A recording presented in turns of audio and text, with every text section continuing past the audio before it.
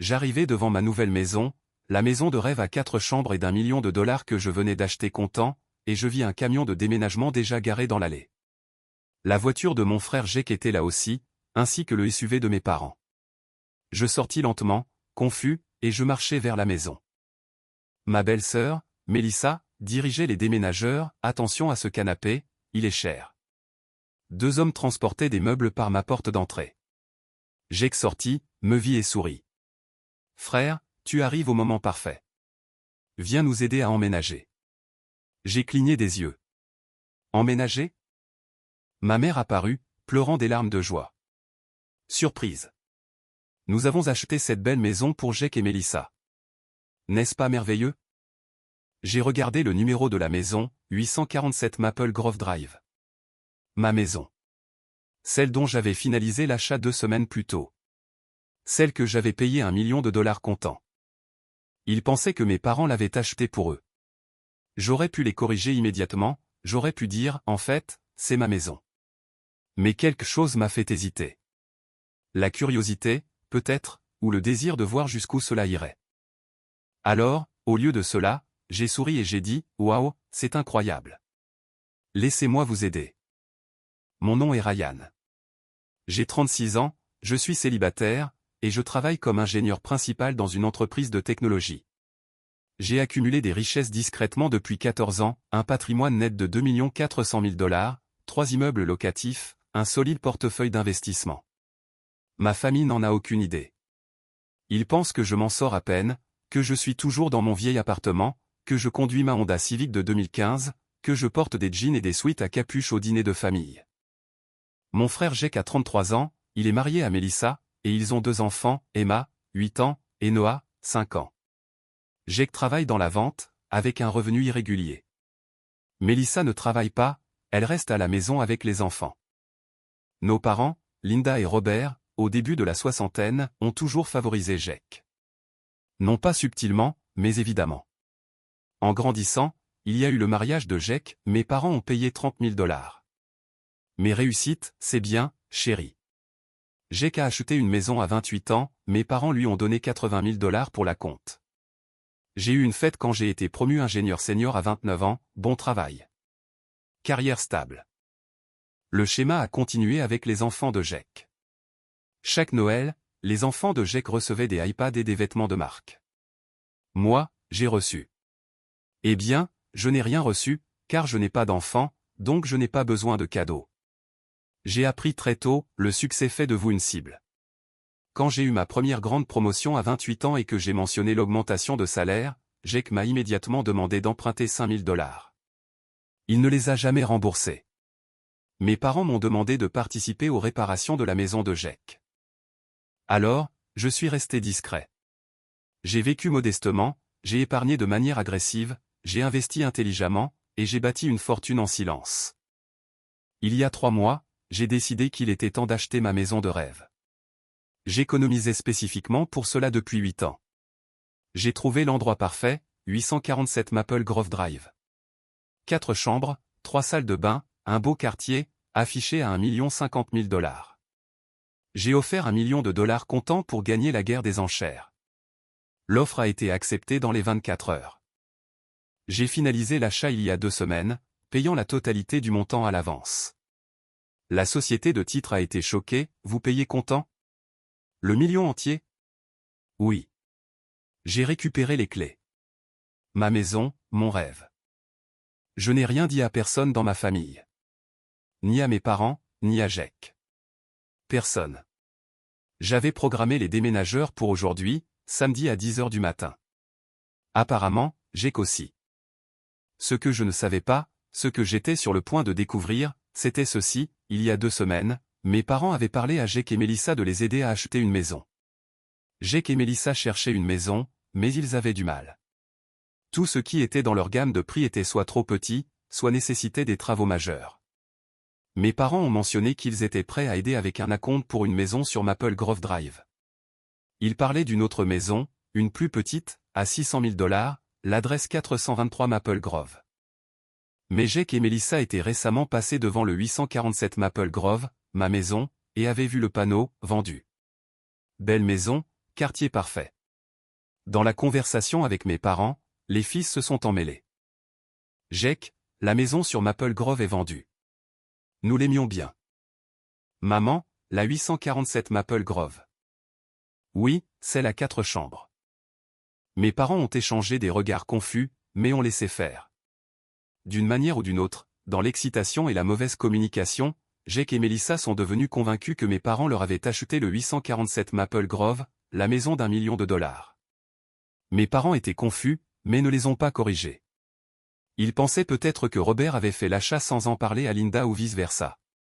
Un classique de la mauvaise communication qui dégénère. Jake et Melissa, pensant que la maison était la leur, ont programmé les déménageurs pour aujourd'hui, ont tout emballé, l'ont dit à leurs enfants, et ont posté sur Facebook à propos de leur maison de rêve. Même jour, même heure, même maison. Cap vers la collision.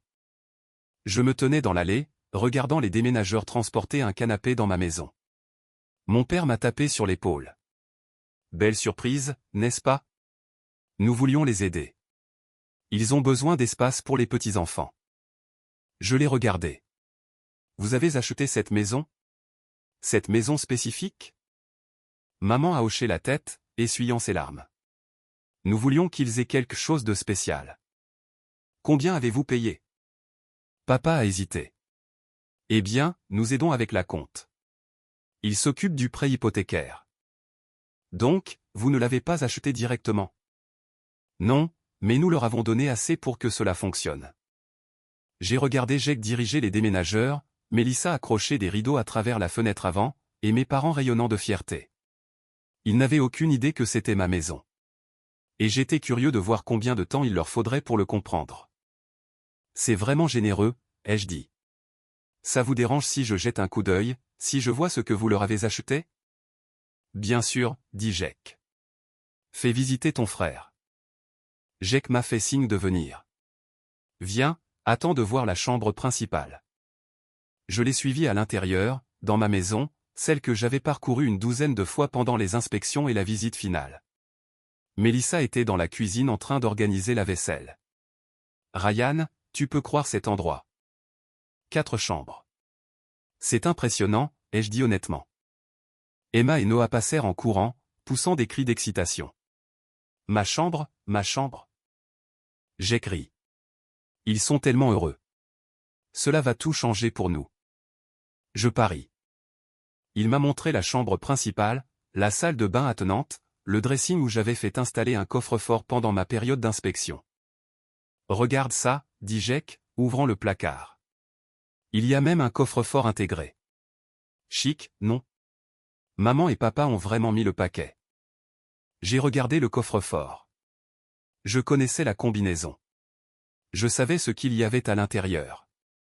Tu devrais vérifier s'il y a quelque chose dedans, ai-je suggéré. Il est probablement vide. La maison était inoccupée. Mais ça vaut le coup de vérifier. J'écossa les épaules. Je n'ai pas la combinaison. Peut-être que c'est une simple. Et c'est des chiffres courants. Non, nous ferons venir un serrurier plus tard. Viens voir le jardin. Je l'ai suivi dehors. Le jardin était magnifique, exactement comme je m'en souvenais lors de ma visite. Mes parents étaient sur le patio. Maman pleurait encore. Notre bébé est dans sa maison pour toujours. Papa avait son bras autour d'elle. Il le mérite. Je me tenais là, regardant ma famille faire la fête dans ma maison, et je ne ressentais absolument rien. Ni colère, ni justification, juste de la curiosité quant au moment où la vérité éclaterait. 1 heure passa. La plupart des meubles étaient à l'intérieur. Les déménageurs terminaient. Melissa les a payés. Merci beaucoup. Les déménageurs sont partis. Il ne restait plus que la famille, Jake, Melissa, leurs enfants, mes parents et moi. Jake ouvrit une bière. Première bière dans notre nouvelle maison. Ryan, tu en veux une? Bien sûr. Nous nous sommes assis sur son canapé, dans mon salon. Merci de nous avoir aidés, frère, dit Jake. De rien. Tu sais, continua-t-il, tu devrais aussi penser à acheter un endroit. L'immobilier est un excellent investissement. J'ai failli rire.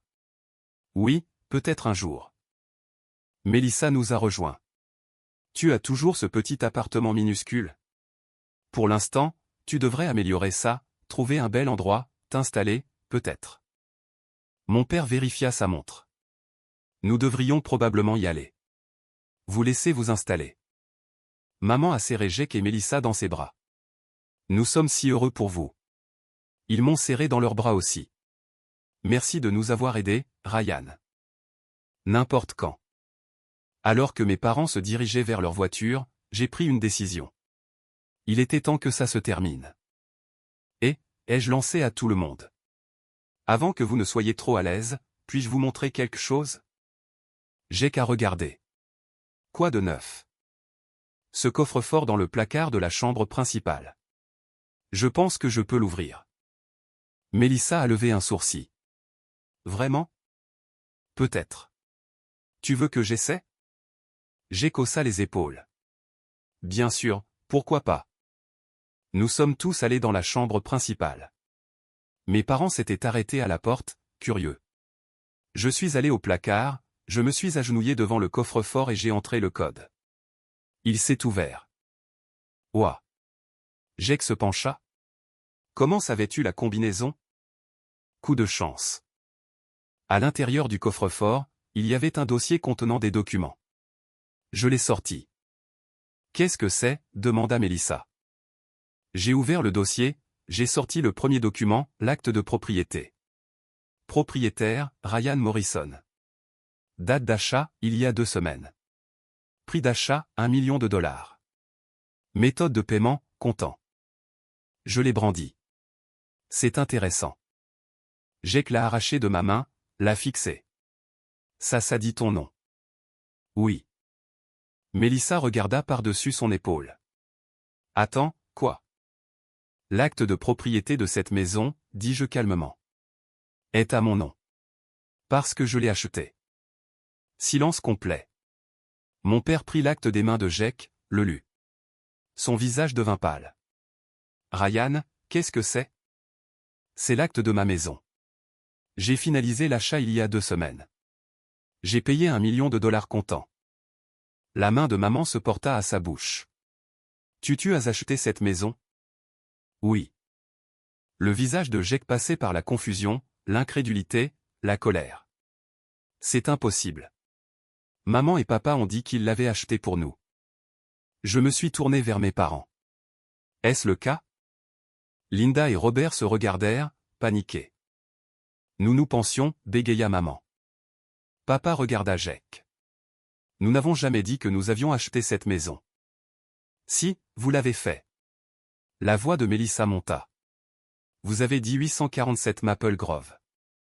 Nous avons dit une maison sur Maple Grove, dit papa prudemment. Une différente, plus petite. Nous parlions du 423 Maple Grove. La réalisation frappa Jake et Mélissa simultanément. Le 423, dit Jake faiblement. Oui, une maison à $600 000. Nous allions vous aider avec la compte. Le visage de Mélissa devint rouge. Nous venons de déménager tous nos meubles dans la maison de quelqu'un d'autre. Dans ma maison, ai-je corrigé. Jake se tourna vers moi. Tu savais. Tu savais. Et tu nous as laissé tout emménager. J'étais curieux de voir jusqu'où vous iriez. C'est insensé. Mélissa a attrapé son téléphone. Tu ne peux pas te permettre une maison d'1 million. Tu vis dans un appartement de merde. Vivais. Au passé. J'habite ici maintenant. Mon père me regardait comme si j'étais un étranger. Tu as payé $1 million comptant? Oui. Comment? J'ai économisé et investi pendant 14 ans. J'ai bâti un portefeuille solide. Cela semblait être un bon achat. Maman s'est assise sur le canapé de Jake, mon canapé, l'air hébété. Nous n'avions aucune idée. Vous n'avez jamais demandé. Jake faisait les 100 pas, passant ses mains dans ses cheveux. Et alors? Nous n'avons qu'à tout redéménager. Ce serait la marche à suivre normale quand on réalise qu'on a emménagé dans la maison de quelqu'un d'autre sans permission. Sans permission, cria Mélissa. Tes parents nous ont dit que c'était la nôtre. Mes parents étaient confus. Vous n'avez pas vérifié. Vous n'avez pas vérifié l'acte. Vous n'avez fait aucune diligence raisonnable. Vous avez juste supposé. Mon père se leva. C'est un malentendu. Vraiment? Parce que ça semble assez clair. Vous avez aidé Jake et Melissa. Ils se sont excités. Personne n'a pris la peine de confirmer qui était réellement propriétaire de la propriété. Et nous voici. Le visage de Jake était rouge. Tu t'attends sérieusement à ce qu'on déménage? C'est ma maison, Jake. Oui. Où sommes-nous censés aller? Notre ancien logement est loué. Les nouveaux locataires emménagent lundi. Cela m'a arrêté. Vous avez déjà loué votre ancienne maison? Melissa pleurait maintenant. Nous pensions que nous serions ici. Nous avons donné un préavis. Le bail est signé. J'ai regardé ma famille, Jake et Melissa paniqués, les enfants commençant à percevoir la tension, mes parents l'air dévastés. Une partie de moi, une petite partie, se sentait mal. Mais une partie beaucoup plus grande se souvenait de chaque fois que Jake recevait de l'aide et que j'obtenais, tu es si indépendant. Chaque fois que ces réalisations étaient célébrées et les miennes ignorées, chaque anniversaire, chaque Noël, chaque dîner de famille où j'étais une pensée après coup. C'est regrettable, ai-je dit. Mais ce n'est pas mon problème. Pas ton problème? Jake s'avança vers moi. Nous sommes une famille. Une famille qui vient de s'introduire dans ma maison et d'emménager sans vérifier si elle était réellement à vous. Ma mère pleurait. Ryan, s'il te plaît. Les enfants. Les enfants que vous priorisez toujours sur tout le reste, y compris moi. Ce n'est pas juste, n'est-ce pas? À quand remonte la dernière fois que tu as demandé des nouvelles de ma vie, maman? De ma carrière? De mes objectifs? Silence. C'est ce que je pensais. J'ai regardé ma montre. Mes déménageurs doivent arriver dans 1 heure avec mes meubles. Je vous suggère de régler rapidement votre situation de logement. Jake avait l'air de vouloir me frapper. Melissa était sur son téléphone, appelant frénétiquement des déménageurs. Mon père me fixait. Je ne te connais même pas. Non, ai-je acquiescé. Vous ne me connaissez pas. Vous n'avez jamais pris la peine de le faire. Je suis sorti de la chambre principale, j'ai traversé ma maison et je suis sorti vers ma voiture. Derrière moi, j'entendais Melissa pleurer, j'ai crié, ma mère essayant de calmer tout le monde. Je me suis assis dans ma voiture et, pour la première fois depuis des années, j'ai souri. Ma maison, mes règles, ma vie. Finalement, je suis resté dans ma voiture pendant 10 minutes, écoutant le chaos à l'intérieur. Je pouvais voir à travers les fenêtres, Jake faisait les 100 pas, Melissa pleurait au téléphone, mes parents essayaient de calmer tout le monde. Texte de Jake, nous devons parler. Maintenant. Je suis sorti, je suis rentré à l'intérieur. Les déménageurs ne peuvent pas revenir avant lundi, dit Melissa, le mascara coulant. J'ai hoché la tête. D'accord.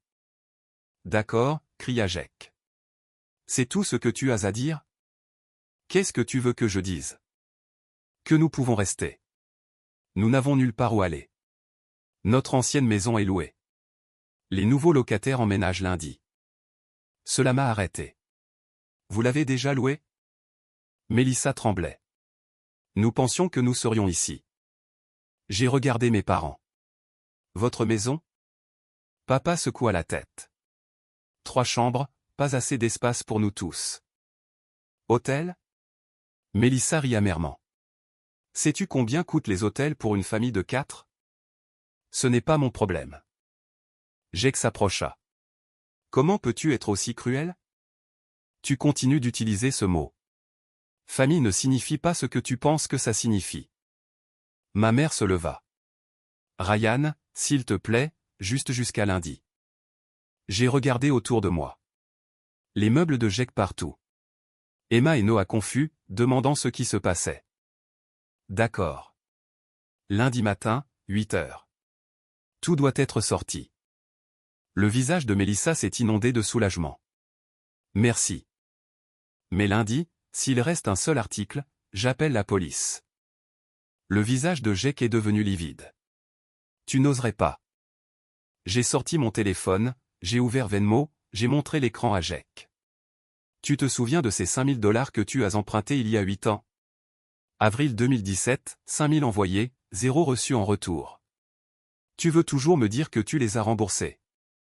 Il détourna le regard. Profitez de votre week-end dans ma maison. Je suis parti. Dimanche matin, mon père a appelé. Nous devons parler. Je l'ai rencontré dans un café. Il avait l'air terrible. Ta mère a à peine dormi. Comment as-tu pu te payer une maison d'1 million de dollars? Je possède 3 immeubles locatifs, enfin, 2 maintenant. J'en ai vendu un le mois dernier pour 170 000 dollars de profit, plus les actions, les comptes de retraite, l'épargne. J'accumule de la richesse depuis l'âge de 23 ans. Ses yeux s'écarquillèrent. Tu possèdes des immeubles locatifs? De plus, je gagne 380 000 dollars par an, avec des options sur actions qui pourraient valoir 500 000 dollars supplémentaires. Il faillit laisser tomber sa tasse. 380 000 dollars? Oui. Nous n'avions aucune idée. Vous n'avez jamais demandé. Quand j'ai été promu ingénieur senior, vous avez dit « bon travail ». Quand Jake est devenu assistant manager, vous avez posté à ce sujet pendant une semaine. J'ai appris à me taire. Nous ne voulions pas. Si, vous le vouliez. Jake a des enfants, Jake a besoin d'aide, Jake mérite plus. Je l'ai entendu toute ma vie. Que veux-tu de nous? Rien. Je ne veux plus rien. J'ai fini d'essayer de gagner une attention que je n'aurai jamais. Nous voulons arranger les choses. Vous ne pouvez pas. Vous ne pouvez pas annuler 36 ans de favoritisme envers Jake. Je me suis levé. Profite de ton café. Dimanche après-midi, je suis revenu vérifier. Mes meubles étaient dans le garage. Les affaires de Jake étaient toujours à l'intérieur. J'ai trouvé Jake dans la cuisine avec les enfants. Tu confirmes que vous partez demain, a lancé Mélissa. Où sommes-nous censés aller? Motel 6 sur l'autoroute 10. 49 dollars la nuit. Nous n'allons pas rester dans un motel. Alors trouvez un autre endroit. Jake m'a tiré dehors. Je suis désolé pour tout cela. D'accord, c'est tout. Tu n'es pas vraiment désolé. Tu es désolé d'avoir été pris. Il y a une différence. Ce n'est pas juste. Tu m'as traité de chanceux parce que je n'avais pas de famille. Chanceux parce que je n'avais pas d'hypothèque. Comme si ma vie était facile parce que je n'étais pas accablé de responsabilités. Mais j'ai des responsabilités.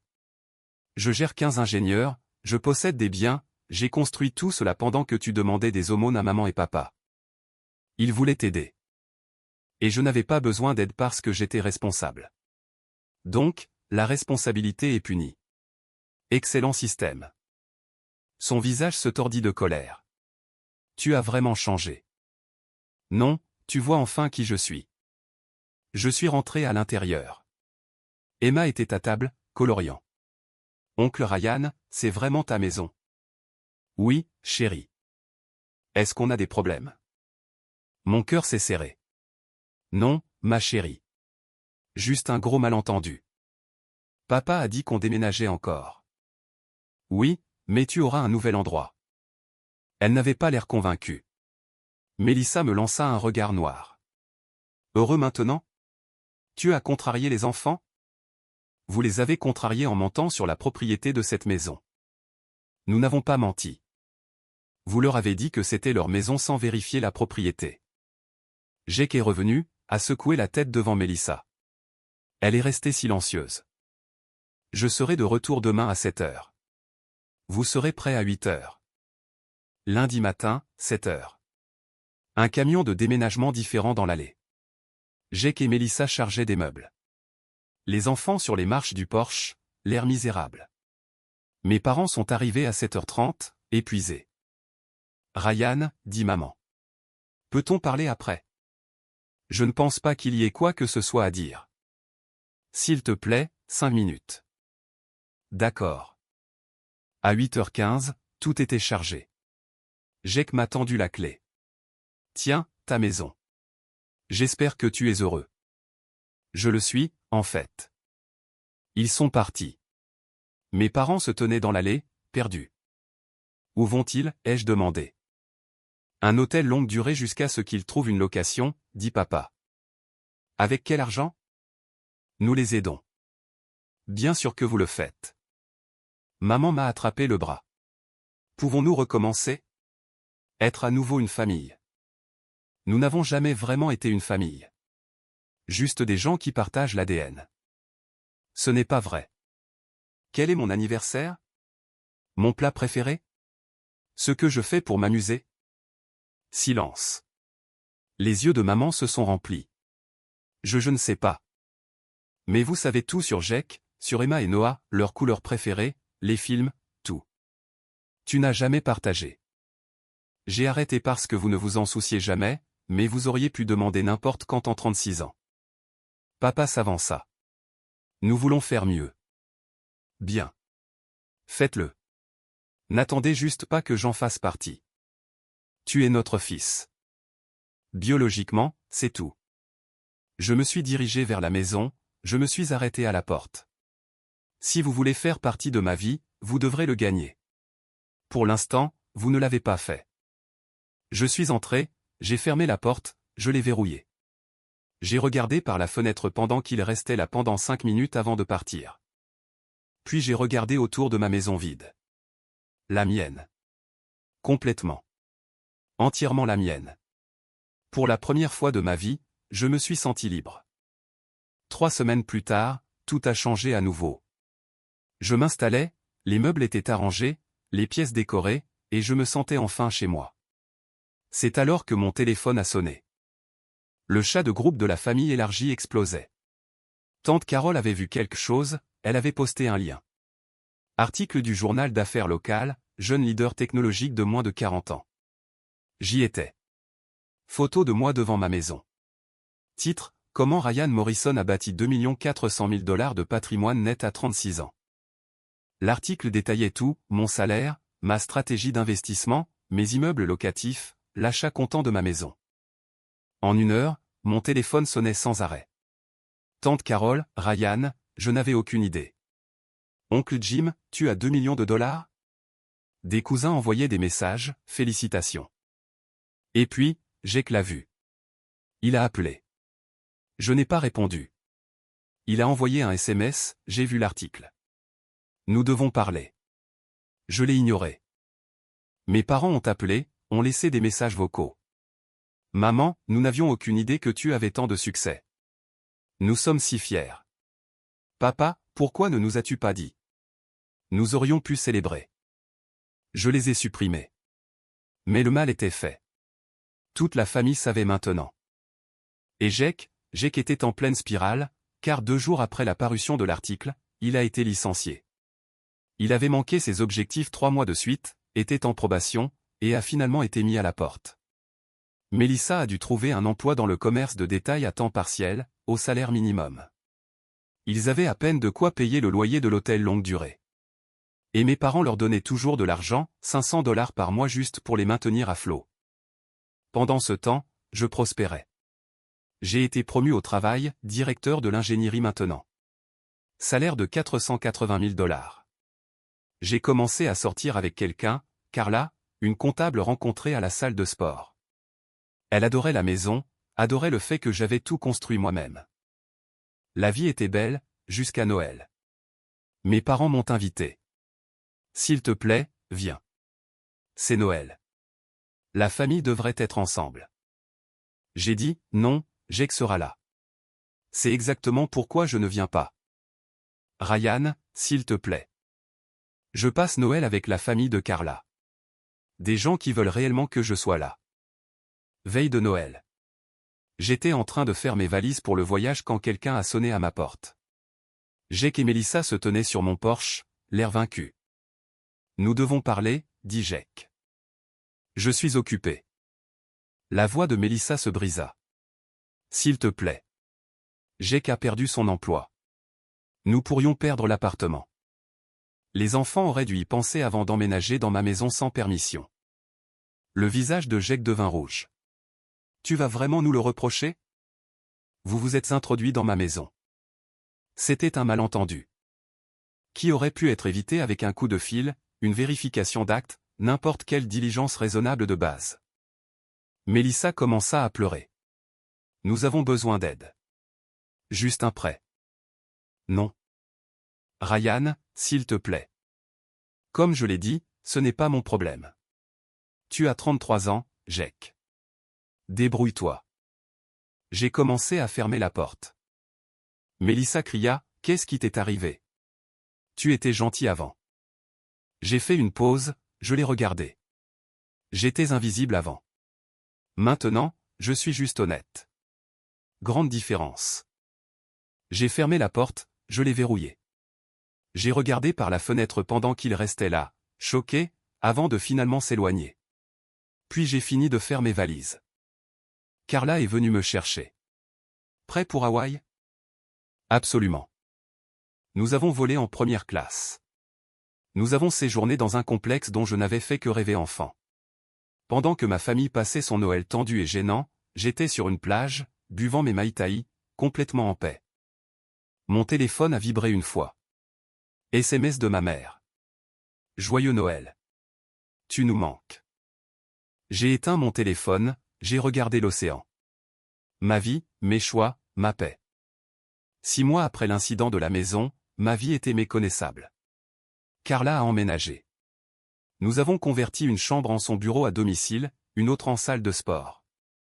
La maison se sentait vivante maintenant, nos meubles, nos photos, notre vie. Le travail allait incroyablement bien.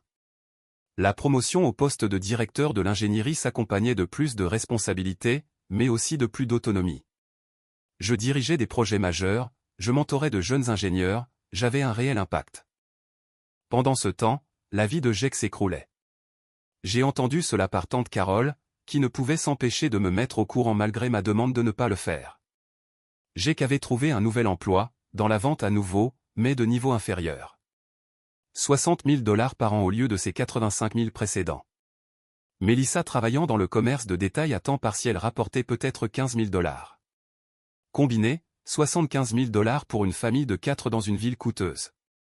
Ils avaient déménagé de l'hôtel longue durée à un petit appartement de 3 chambres. 2 400 $ de loyer par mois, ce qui absorbait tout leur budget.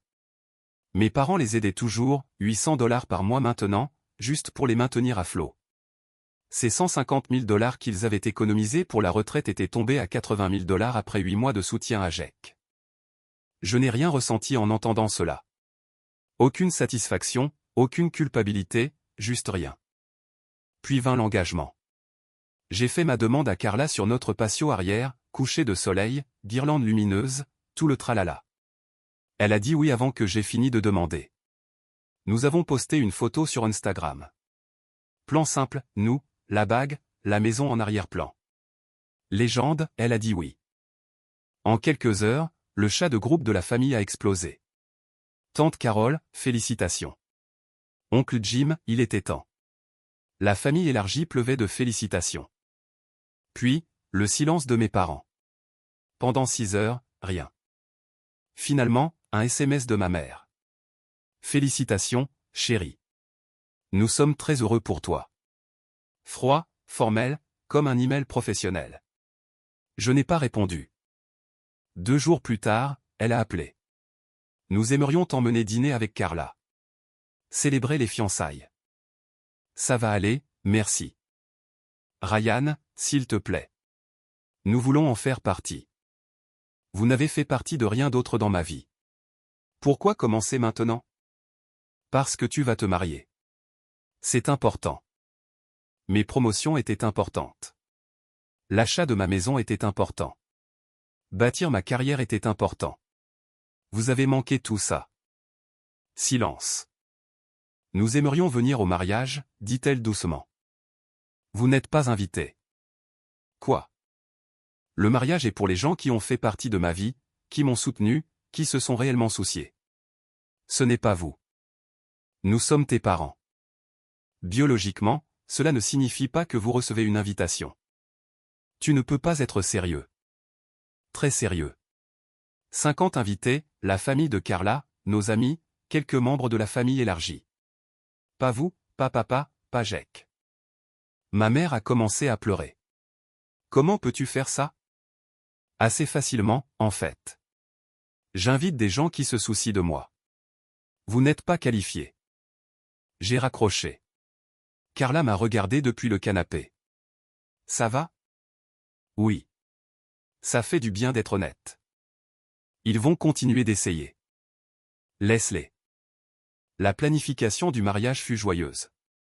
Pas de drame. Pas de dispute sur les listes d'invités ou les plans de table.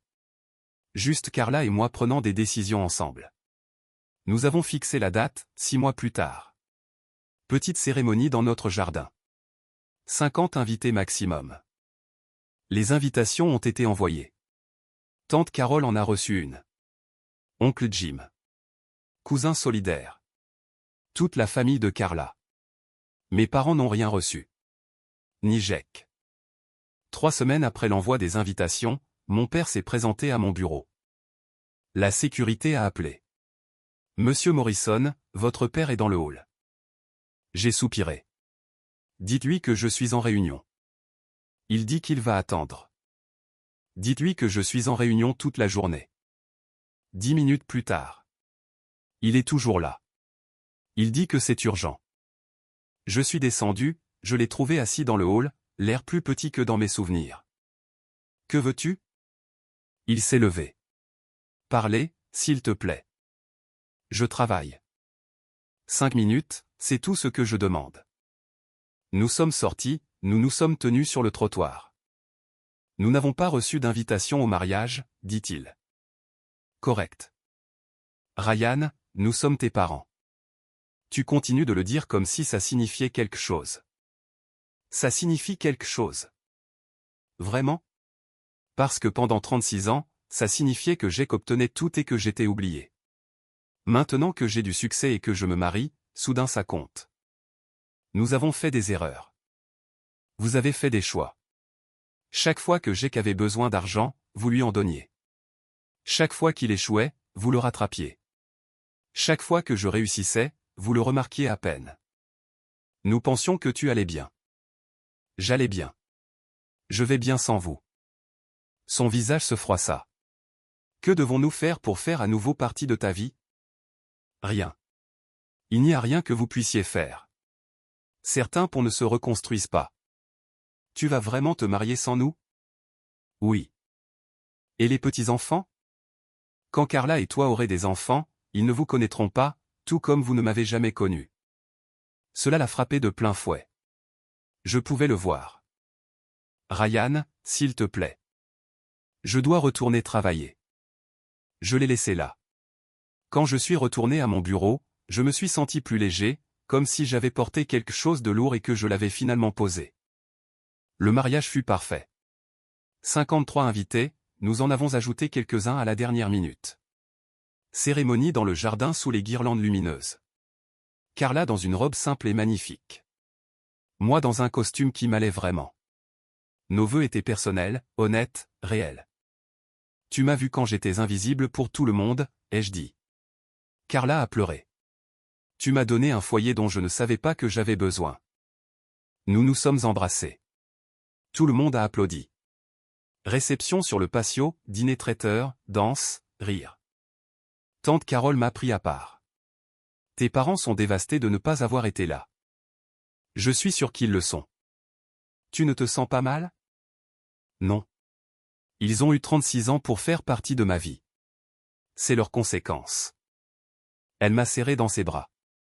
Tu mérites d'être heureux. Je suis heureux. Pour la première fois de ma vie, je suis vraiment heureux. Plus tard, en coupant le gâteau, Carla a chuchoté, aucun regret. Aucun. Et toi? Pas un seul. Cette nuit-là, allongé dans mon lit dans notre maison, j'ai pensé à ma famille. Jake luttant financièrement, me jalousant probablement. Mes parents regardant de l'extérieur, réalisant ce qu'ils avaient perdu. Et moi, vivant ma meilleure vie avec quelqu'un qui m'appréciait réellement. Aucune culpabilité, aucun doute, juste la paix. 1 an après le mariage, Carla m'a annoncé qu'elle était enceinte. J'ai pleuré, larmes de joie, larmes de surprise. Nous allions avoir un bébé. Nous l'avons dit d'abord à la famille de Carla. Ils étaient ravis, ont commencé à planifier des fêtes prénatales et à acheter des cadeaux immédiatement. Nous avons posté sur les réseaux sociaux quelques semaines plus tard. Annonce simple, arrive bientôt. Les félicitations ont afflué. Et puis ma mère a appelé. Tu attends un bébé? Oui. Ryan, c'est merveilleux. Nous allons être grands-parents. Vous l'êtes déjà pour les enfants de Jake. Tu sais ce que je veux dire. Je sais. Et la réponse est non. Non à quoi? Non, vous ne serez pas impliqué. Non, vous ne rencontrerez pas le bébé. Non, vous n'aurez pas l'accès que vous pensez mériter. Silence. Tu ne peux pas nous empêcher de voir ton enfant. Regarde-moi faire. Mon enfant ne grandira pas en vous voyant favoriser les enfants de quelqu'un d'autre. Il ne subira pas ce que j'ai subi. Cela s'arrête avec moi. Nous avons changé. Nous traitons les enfants de Jake et tout le monde de manière égale maintenant. Très bien. Continuez comme ça. Mais pas avec mon enfant. Ryan, s'il te plaît. Je protège mon enfant des mêmes dommages que vous m'avez infligés. C'est mon travail en tant que parent. J'ai raccroché. Carla a frotté son ventre qui s'arrondissait. Tu es sûr de toi? Complètement. Notre enfant mérite mieux que ce que j'ai eu. Ils vont continuer d'essayer. Laisse-les. Ils ne peuvent pas blesser ce qu'ils ne peuvent pas toucher. Notre fille est née un mardi. Sophie. 3 kg 200 grammes. Parfaite. Je l'ai tenue à l'hôpital et j'ai fait une promesse. Tu ne te sentiras jamais invisible, jamais inférieur. Tu ne douteras jamais que tu es aimé. Carla a souri à travers ses larmes de fatigue. Elle a tellement de chance de t'avoir. Nous avons de la chance de nous avoir l'un l'autre. Nous avons posté une photo. La petite main de Sophie enroulée autour de mon doigt. Légende, notre monde entier. Les commentaires ont afflué, et enfoui en eux, félicitations. Nous aimerions la rencontrer. Maman. J'ai supprimé le commentaire, j'ai bloqué leur compte. C'était fini. 6 mois après la naissance de Sophie, j'ai reçu une lettre. Courrier physique, transféré de mon ancien appartement, venant de mon père. Ryan, je ne m'attends pas à ce que tu répondes. J'ai juste besoin que tu saches quelque chose. Te regarder construire une vie sans nous, la maison, la carrière, le mariage, et maintenant Sophie, a été la chose la plus difficile que ta mère et moi ayons jamais vécue. Non pas parce que nous n'en faisons pas partie. Mais parce que nous réalisons que nous aurions pu l'être. Nous t'avons trahi. Pendant 36 ans, nous avons choisi Jake au-dessus de toi. Nous avons trouvé des excuses. Nous nous sommes dit que tu allais bien. Mais tu n'allais pas bien. Tu étais seul. Et nous t'avons mis là. Je n'attends pas de pardon. Je n'attends pas de réconciliation. Je voulais juste que tu saches que nous le voyons maintenant. Nous comprenons ce que nous avons fait. Et nous sommes désolés. Plus désolés que nous ne pouvons l'exprimer. J'espère que Sophie ne saura jamais ce que ça fait d'être invisible aux yeux de ses parents. J'espère que tu lui donneras ce que nous aurions dû te donner. Avec amour, papa. Je l'ai lu 2 fois, je n'ai rien ressenti, je l'ai plié, je l'ai mise dans un tiroir. Peut-être qu'un jour cela signifierait quelque chose. Peut-être pas. Mais en ce moment, j'avais une femme qui m'aimait, une fille qui avait besoin de moi, une vie que j'avais construite entièrement selon mes propres termes. Et c'était suffisant. Plus que suffisant. Cette nuit-là, j'étais assis dans la chambre de Sophie, la berçant pour l'endormir, fredonnant doucement, regardant sa petite poitrine se soulever et s'abaisser. Carla est apparue dans l'embrasure de la porte. Elle dort? Presque. Ça va? Oui, je suis parfait. Et je l'étais. Pour la première fois de ma vie, je n'attendais pas que quelqu'un me voie. Je n'essayais pas de gagner un amour que je ne recevrais jamais. Je n'étais plus le fils invisible. J'étais juste Ryan, mari, père, ingénieur, propriétaire. Bâtisseur d'une vie si pleine et complète que l'absence de ma famille ne laissait pas de trou. Elle laissait de l'espace. De l'espace pour les gens qui se souciaient réellement, qui se manifestaient, qui m'appréciaient.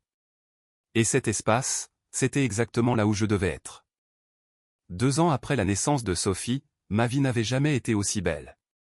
La maison était remplie de ses rires, de jouets dans chaque pièce, de dessins au crayon sur le réfrigérateur, du chaos d'un tout petit aimé complètement. Carla était retournée travailler à temps partiel. Nous avions converti la 4e chambre en son bureau à domicile. Un équilibre travail-vie personnelle qui fonctionnait réellement. Ma carrière continuait de progresser. Directeur senior maintenant, salaire de 520 000 $, des options sur actions qui poussaient mon patrimoine net au-delà de 3 500 000 $. Nous parlions d'avoir un autre bébé. Peut-être dans 1 an ou 2. La vie était pleine, complète, parfaite dans son imperfection. Pendant ce temps, la situation de Jake avait empiré. Tante Carole continuait de me mettre au courant malgré mes protestations. Je pense qu'elle espérait que je céderais et que je l'aiderais. Jake avait été viré de son 2e emploi de vendeur, problème de performance à nouveau. Il avait trouvé du travail dans un centre d'appel, 42 000 $ par an pour un père de 2 enfants de 35 ans. Mélissa travaillant toujours dans le commerce de détail rapportait peut-être 60 000 $ au total. Ils avaient encore déménagé, un appartement plus petit, un quartier plus difficile, à 1 900 $ par mois, mais c'était toujours plus qu'ils ne pouvaient se permettre. Mes parents leur donnaient 2 200 $ par mois maintenant, leur épargne retraite était partie, complètement épuisée. Emma avait 10 ans maintenant, Noah 7 ans. Selon tante Carole, ils avaient des difficultés à l'école, se conduisaient mal. L'instabilité les affectait. Je me sentais mal pour les enfants, pas pour Jake et Mélissa. Ils avaient fait leur choix. C'était la conséquence. Puis un samedi matin, tout est arrivé à un point critique. J'étais dans le jardin avec Sophie. Elle chassait des bulles que je soufflais, gloussant chaque fois qu'une éclatait. Carla était à l'intérieur en train de préparer le petit déjeuner. La sonnette a retenti. Carla a appelé, je m'en occupe. 30 secondes plus tard, Ryan, tu dois venir ici. Quelque chose dans sa voix m'a fait prendre Sophie et rentrer à l'intérieur. Mes parents se tenaient dans l'entrée, ainsi que Jake et Mélissa, tous les 4. Qu'est-ce que vous faites ici, ai-je demandé. Les yeux de ma mère sont immédiatement allés vers Sophie. Oh mon Dieu, elle est magnifique. Sophie enfouit son visage dans mon épaule, timide avec les étrangers. Vous devez partir, ai-je dit calmement. S'il te plaît, dit mon père, écoute-nous. Non, vous n'êtes pas les bienvenus ici. Partez. Jake s'avança. Ryan, nous sommes désespérés. J'ai encore perdu mon emploi. Nous allons être expulsés. Nous n'avons nulle part où aller. Ce n'est pas mon problème. Mélissa commença à pleurer. Nous avons des enfants. Ils vont être sans abri. Vous avez 2 options. 1. Demandez à vos parents de vous accueillir. 2. Débrouillez-vous comme des adultes. Aucune n'implique ma personne. La maison de maman et papa n'est pas assez grande, commença Jake. Alors réduisez votre taille, prenez un appartement plus petit, déménagez dans une ville moins chère. Je m'en fiche. Mais vous n'emménagez pas ici. Ma mère regardait toujours Sophie. Elle a tes yeux. Arrête, ai-je dit sèchement. Ne la regarde pas. Ne lui parle pas. Vous n'avez pas accès à ma fille. Nous sommes ses grands-parents. Vous êtes des étrangers. C'est tout ce que vous serez jamais pour elle. Carla se plaça à côté de moi, protectrice. Vous devez tous partir maintenant. Le visage de Jake se tordit de colère. Tu vas vraiment laisser ta famille être sans abri pendant que tu vis dans ce manoir? Ce manoir que j'ai payé avec de l'argent que j'ai gagné pendant que tu demandais des aumônes à maman et papa. Nous avions besoin d'aide. Moi aussi. Quand j'avais 23 ans, travaillant 2 emplois, payant mes études. Mais tu sais ce que j'ai eu? Tu es si indépendant. Tu vas t'en sortir. Alors je l'ai fait. Je m'en suis sorti sans vous. Mon père s'avança. S'il te plaît. Nous savons que nous t'avons trahi. Nous sommes désolés, mais ne pouvons-nous pas aller de l'avant? Aller de l'avant? Comment? En me faisant sauver Jake à nouveau, en encourageant son irresponsabilité? C'est ton frère. C'est un homme de 35 ans qui n'a jamais gardé un emploi pendant plus de 18 mois, qui a été viré 3 fois, qui a emménagé dans ma maison sans permission et a pensé que c'était normal. Le visage de Jake devint rouge. C'était il y a 2 ans. Et tu ne t'es jamais excusé. Pas vraiment. Tu étais désolé d'avoir été pris. Pas désolé pour ce que tu as fait. Mélissa attira l'attention de Sophie. Salut, ma chérie. Je suis ta tante Mélissa. Sophie la regarda, confuse. Ne parle pas à ma fille, dit froidement Carla. C'est la famille. C'est ma fille, dis-je. Et je décide qui a le droit d'être dans sa vie. Vous n'êtes pas qualifié. Ma mère commença à pleurer. Comment peux-tu être aussi cruel? Nous te supplions. Et je dis non. Vous m'avez appris que la famille n'est pas une question de biologie. C'est une question de présence. Vous n'avez jamais été là pour moi. Je ne serai pas là pour vous. Nous avons changé. Vraiment? Parce que vous donnez toujours tout à Jake tout en m'ignorant. Vous avez épuisé votre épargne retraite pour soutenir ces mauvaises décisions. Vous n'avez jamais demandé si j'avais besoin de quelque chose. Vous ne m'avez remarqué que lorsque je suis devenu impossible à ignorer. Sophie commença à se tortiller. Papa, j'ai faim. D'accord, bébé. Allons prendre le petit déjeuner. J'ai regardé ma famille. Vous avez 10 secondes pour partir avant que j'appelle la police. Tu n'oserais pas, commença Jake. J'ai sorti mon téléphone, j'ai commencé à composer. Ils sont partis, finalement, à contre-cœur. Mon père s'est tourné à la porte. Ce n'est pas fini. Si, ça l'est. Ne revenez pas. N'appelez pas. N'écrivez pas. C'est fini. J'ai fermé la porte, je l'ai verrouillée. J'ai mis l'alarme. Je me suis tourné pour trouver Carla tenant Sophie. Toutes deux me regardaient. Ça va? Demanda Carla. Oui, je vais bien. Sophie a tendu les bras vers moi. Papa va bien? Je l'ai prise, je l'ai serrée fort. Papa est parfait, ma chérie. Et je l'étais. 3 mois plus tard, nous avons appris que Carla était enceinte à nouveau. Une autre fille. Nous l'appellerions Maya. Cette fois, nous n'avons rien posté publiquement. Nous l'avons dit uniquement aux amis proches et à la famille de Carla. Aucune annonce sur les réseaux sociaux. Aucune opportunité pour mes parents de le découvrir et de s'insérer. 6 mois après le début de la grossesse, tante Carole a appelé. Ryan, j'ai besoin de te dire quelque chose. Quoi? Jake et Melissa divorcent. Je n'ai rien ressenti. D'accord. Les enfants ont du mal. Emma échoue à ses cours. Noah est en thérapie. Tes parents essaient d'aider, mais ils sont dépassés. Pourquoi me dis-tu cela? Parce que c'est ta famille. Ils ont besoin de toi. Ils avaient besoin de moi il y a 38 ans, quand j'étais un enfant essayant de gagner l'attention de mes parents. Quand j'étais un jeune adulte construisant une carrière. Ils ne se sont pas manifestés à ce moment-là. Je ne me manifeste pas maintenant.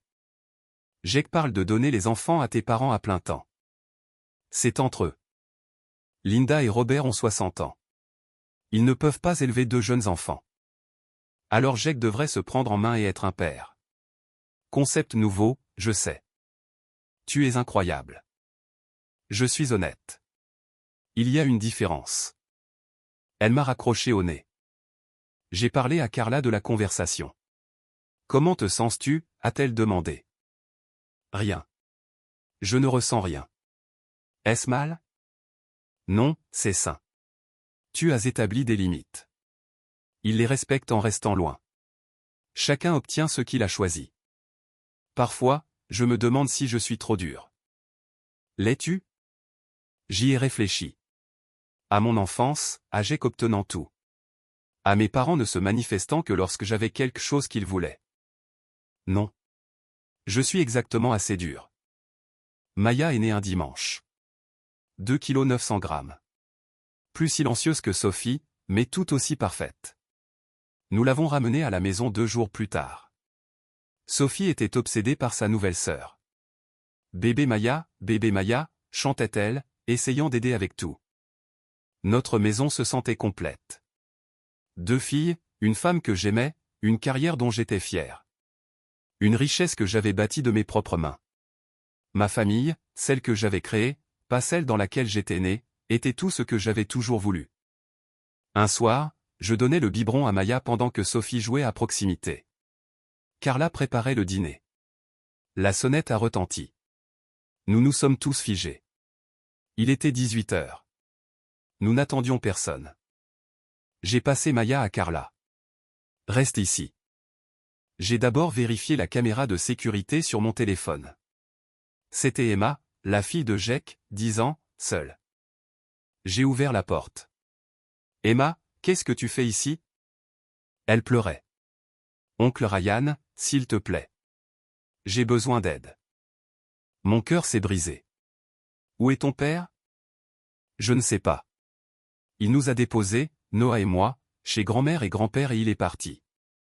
Il a dit qu'il avait besoin d'espace. C'était il y a 3 jours. Où est Noah maintenant? Chez grand-mère.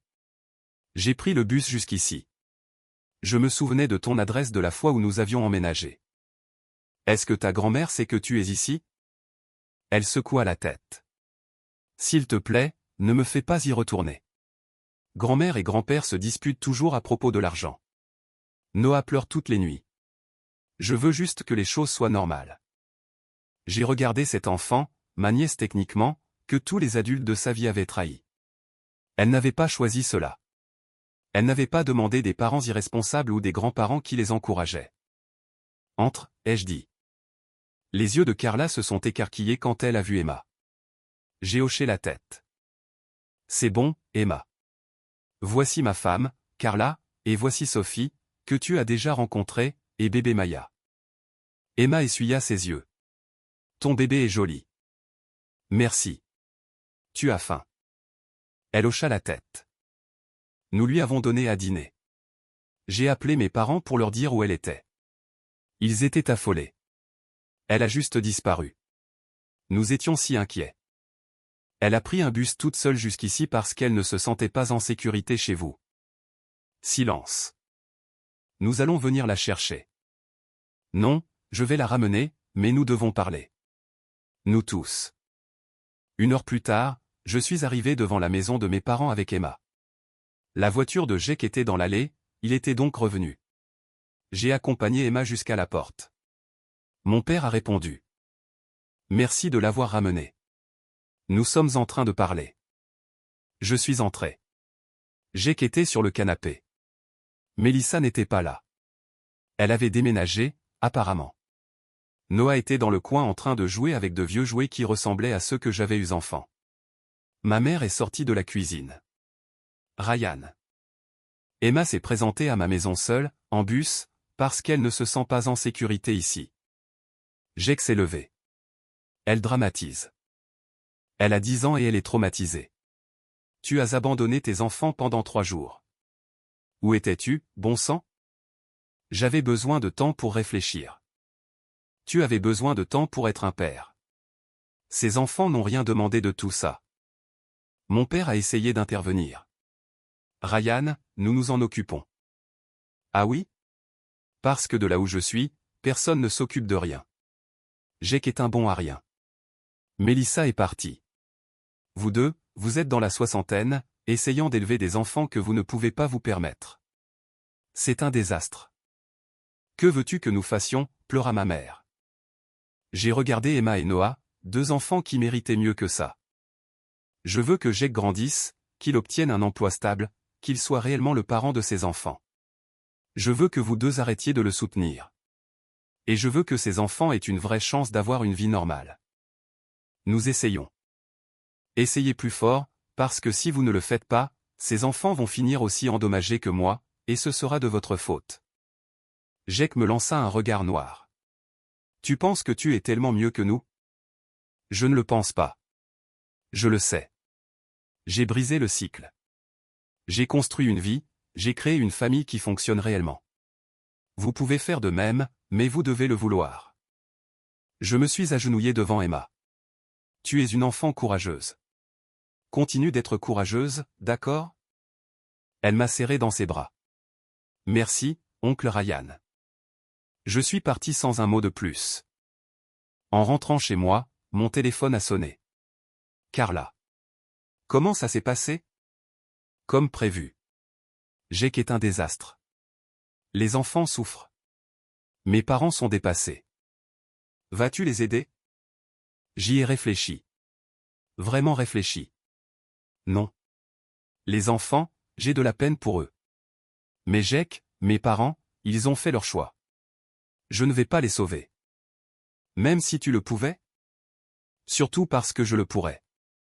Si j'interviens, rien ne change. Jake continue d'échouer. Mes parents continuent de le soutenir. Le cycle continue. C'est dur. C'est nécessaire. Quand je suis rentré à la maison, Sophie dormait. Maya pleurnichait. Carla était épuisée. J'ai pris Maya, j'ai marché avec elle dans la maison, la berçant doucement, fredonnant. Elle s'est blottie contre ma poitrine, sa petite main agrippant ma chemise. C'était ma famille, ces 3 personnes, cette maison, cette vie.